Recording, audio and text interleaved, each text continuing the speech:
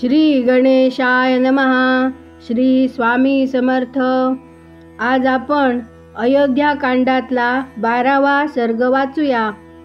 महाराज दशरथाची चिंता, विलाप, कैकईस फटकारणे, समजावणे आणि तिला असा वर न मागण्याची विनंती करणे. कैकईचे हे कठोर बोलणे ऐकून महाराज दशरथ चिंतेत पडला. तो एक मुहूर्तपर्यंत संताप करत राहिला. त्याने विचार केला, हे मला दिवसा पडलेलं स्वप्न तर नाही. हा भास आहे का, की भूताटकी आहे, का कोणत्या तरी व्याधीने मनोविकार जडला आहे. असा विचार करताना त्याला आपल्या भ्रमाचे मूळ समजेना. त्यावेळेस राजाला मूर्छित करणारे महान दुःख झाले. त्यानंतर शुद्धीवर येऊन कैकईचे बोलणे ऐकून त्याला पुन्हा संताप येऊ लागला. ज्याप्रमाणे वाघीण पाहून हरिण व्यथित होते, त्याप्रमाणे तो नरेश कैकईला पाहून पीडित व व्याकुळ झाला. जमिनीवर बसलेला राजा लांब श्वास घेऊ लागला. जणू महाविषारी सर्प कोणत्या तरी मंडळात मंत्राद्वारे विषयुक्त झालेला आहे. राजा दशरथ रागात, अरे धिक्कार असो, असे म्हणून पुन्हा बेशुद्ध झाला. शोकाने तो चेतनाहीन झाला. फार वेळाने जेव्हा तो परत शुद्धीवर आला, तेव्हा तो अत्यंत दुःखी होऊन कैकईस आपल्या तेजाने भारून टाकून क्रोधपूर्वक तिला म्हणाला, दयाहीन दुराचारिणी कैकई, तू या कुलाचा नाश करणारी आहेस. पापिणी, सांग, मी वा श्रीरामांनी तुझं काय वाईट केलं आहे? श्रीराम तर तुझ्याशी नेहमीच सख्या मातेप्रमाणे वागत आलेला आहे. मग तू त्यांचं अनिष्ट का चिंतितेस? असं वाटतं मी आपल्या विनाशासाठीच तुला आपल्या घरात आणलं होतं. मला माहीत नव्हतं की तू राजकन्येच्या वेशातील जहरी नागिण आहेस. जेव्हा सारं जग श्रीरामांच्या गुणांची प्रशंसा करतं, तेव्हा मी असा काय अपराधामुळे आपला प्रेमळ पुत्र त्यागू? मी कौसल्येला व सुमित्रेला सोडू शकत नाही, पण आपल्या प्राणस्वरूप पितृभक्त श्रीरामांना सोडू शकत नाही. आपल्या ज्येष्ठ पुत्राला श्रीरामांना पाहूनच माझ्या हृदयात परमप्रेम उत्पन्न होतं.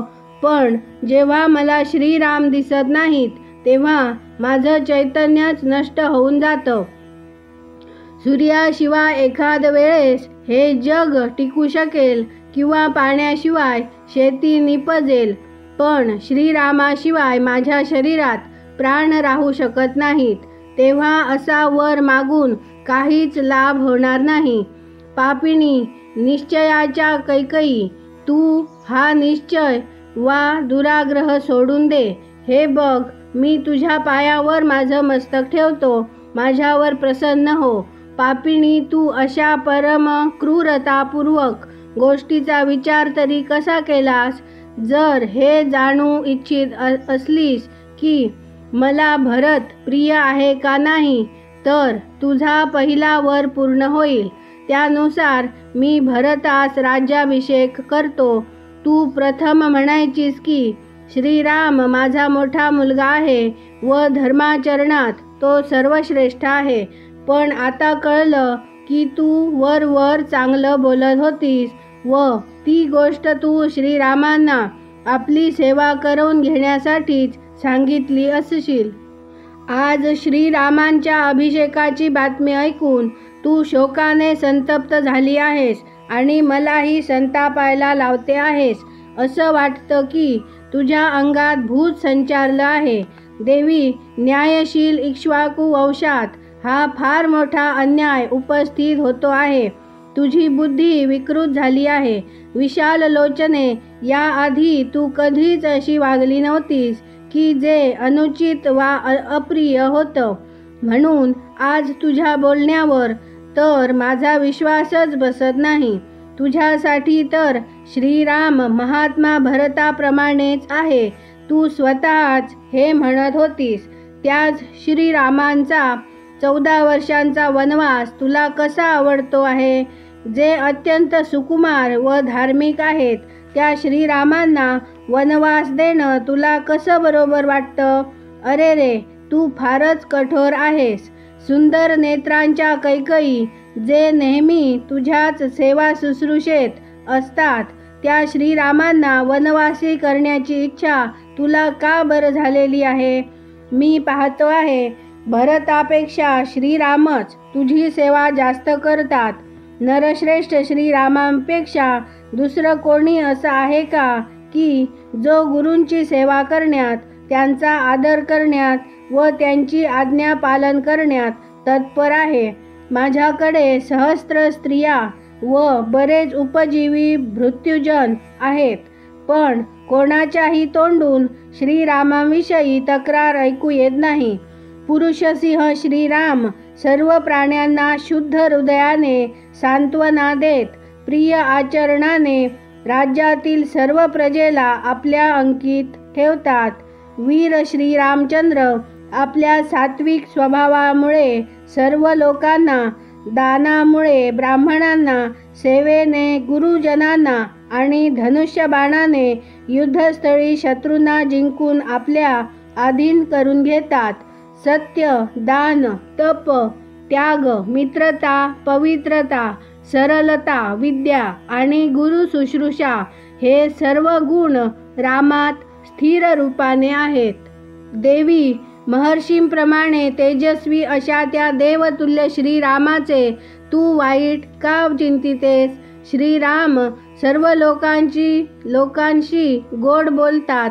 ते कधी कोणाशी अप्रिय बोलले आहेत असे मला वाटत नाही. ज्यांच्यात क्षमा, तप, त्याग, सत्य, धर्म, कृतज्ञता आणि सर्व जीवांसाठी दया भरलेली आहे, त्या श्रीरामांशिवाय माझी काय गती असणार? कैकयी, मी म्हातारा झालो आहे. माझी अवस्था शोचनीय झाली आहे. मी दीन भावाने तुझ्या समोर उभा आहे.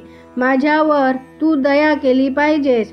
समुद्रापर्यंत पृथ्वीवर जे काही मिळू शकते ते सर्व मी तुला देईन, पण तू हा दुराग्रह धरू नकोस. तो मला मरणमुखात ढकलीत आहे.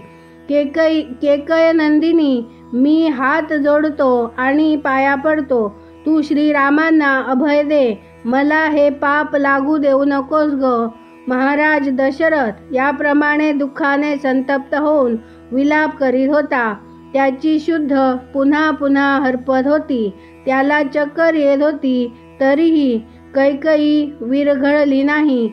ती आणखीनच भीषण रूप धारण करून अत्यंत कठोर वाणीने त्यांना उत्तर देऊ लागली.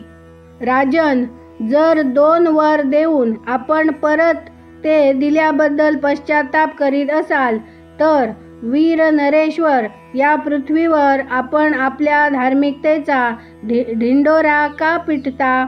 धर्मज्ञ जेव्हा बरेच राजर्षी एकत्र होऊन आपल्या बरोबर मला दिलेल्या वचनाविषयी चर्चा करतील, तेव्हा आपण त्यांना काय उत्तर देणार?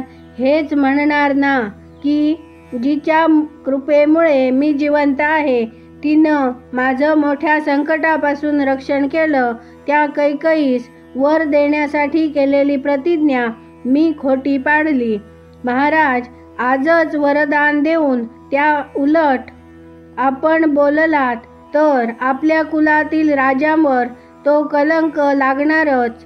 राजा शैब्यानं बाज व कबुतराच्या भांडणात कबुतराचे प्राण वाचविण्याची प्रतिज्ञा पूर्ण करण्यासाठी बाज नावांच्या पक्षाला आपल्या शरीरातील मांस काढून दिलं होतं. याप्रमाणे राजा अलर्कानं एका आंधळ्या ब्राह्मणाला आपल्या 2 नेत्रांचे दान करून परम उत्तम गती प्राप्त केली होती. समुद्रानं देवांसमक्ष आपल्या नियत सीमेस न ओलांडण्याची प्रतिज्ञा केली होती, तर आजपर्यंत त्यानं त्याचं उल्लंघन केलेलं नाही. आपण पूर्वकाळातील महापुरुषांचं वर्तन ध्यानी घेऊन आपली प्रतिज्ञा खोटी पाडू नये.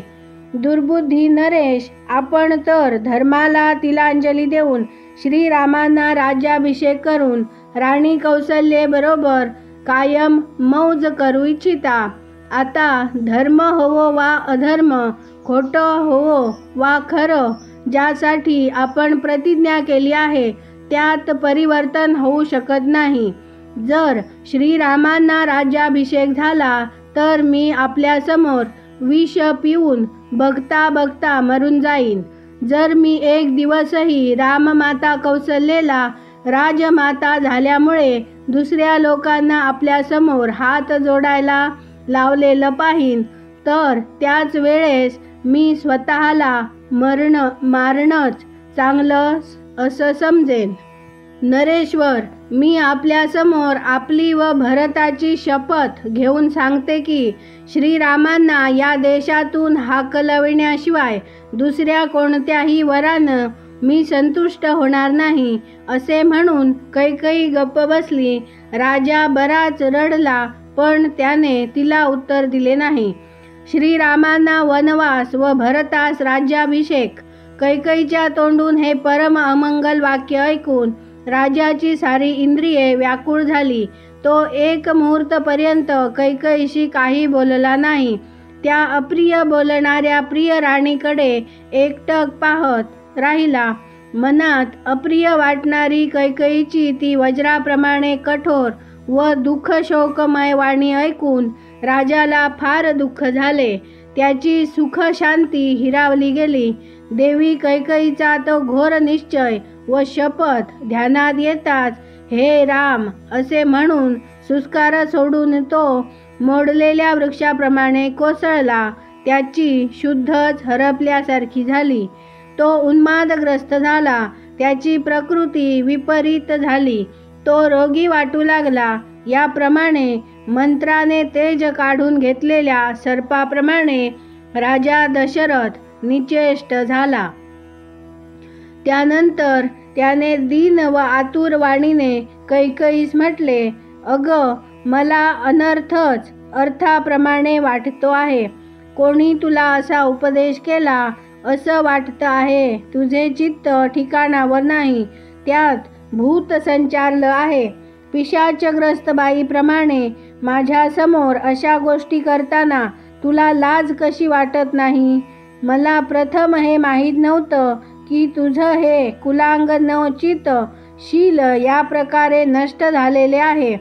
बालावस्थेत जे तुझे शील होते ते मी आता विपरीत झालेले पाहतो आहे. तुला कशाचंच भय वाटत नाही, ज्यामुळे तू असा वर मागते आहेस. भरत राजसिंहासनावर बसू दे आणि श्रीराम वनात जाऊ दे, हेच तू मागत आहेस. हा अगदी असत्य व ओंगळ विचार आहे. तूही त्यापासून परावृत्त हो. क्रूर स्वभाव व पापपूर्ण विचार करणारी नीच दुराचारिणी जर आपल्या पतीचं, साऱ्या जगताचं व भरताचं भलं व्हावं असं वाटत असेल तर हा दूषित संकल्प त्याग कर. तू माझं व श्रीरामांचं असं कोणतं अप्रिय वर्तन पाहिलं आहेस? श्रीरामांशिवाय भरत राज्य स्वीकारणार नाही, कारण माझ्या मताने धर्मपालनाच्या दृष्टीने भरत श्रीरामांपेक्षाही वरचढ आहे. श्रीरामांना हे सांगितल्यावर की तू वनवासास जा, जेव्हा त्यांच्या मुखावरील कांती राहुग्रस्त चंद्राप्रमाणे फिकी पडेल तेव्हा मी त्यांचं उदास मुख कसं पाहू शकेन? श्रीरामांच्या राज्याभिषेकाचा निश्चय मित्रांबरोबर बसून केला आहे. माझी बुद्धी या शुभ कार्यास प्रवृत्त झाली आहे. आता मी 3 शत्रूकडून पराजित सेनेप्रमाणे पलटी खाल्लेली कशी पाहू? नाना देशात आलेले राजे माझ्याकडे बोट दाखवून म्हणतील की या मूर्ख राजाने कसं दीर्घकाळपर्यंत या राज्याचं पालन केलं आहे. जेव्हा बरेचसे बहुश्रुत गुणवान व वृद्ध पुरुष येऊन मला विचारतील की श्रीराम कोठे आहेत, तेव्हा मी त्यांना हे कसं सांगणार? की कैकेयीच्या दबावामुळे मी श्रीरामांना घरातून हाकललं. हा 12वा सर्ग मोठा आहे, त्यामुळे आज इथे थांबून या सर्गाचा पुढचा भाग उद्या वाचूया. आज इथे थांबते. धन्यवाद. जय जय श्रीराम.